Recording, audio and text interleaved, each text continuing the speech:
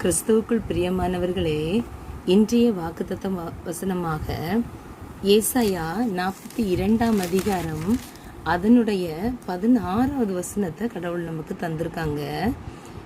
அது என்ன வசனம்னா, குருடரை அவர்கள் அறியாத வழியிலே நடத்தி அவர்களுக்கு தெரியாத பாதைகளில் அவர்களை அழைத்து கொண்டு வந்து அவர்களுக்கு முன்பாக இருளை வெளிச்சமும் கோணலை செவ்வையும் ஆக்குவேன்.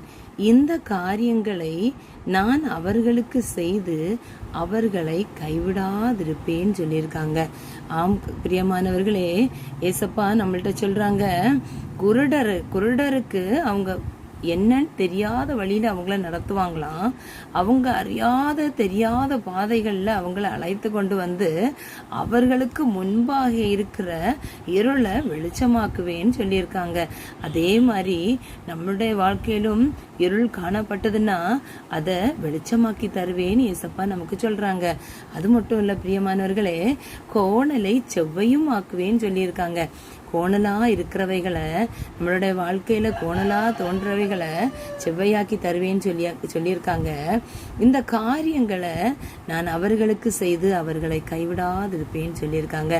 நம்மளை ஒருபோதும் கைவிட மாட்டாங்க, கைவிடாதிருப்பேன்னு நமக்கு வாக்குத்தத்தமா தராங்க. இப்ப இன்றைக்குள்ள வாக்குத்தத்தம் என்ன? அவர்களை கைவிடாதிருப்பேன், நம்ம கடவுள் கைவிடாதிருப்பேன்னு சொல்லியிருக்காங்க. இயேசுவுக்கு நன்றி செலுத்துவோமா? ஆமேன்.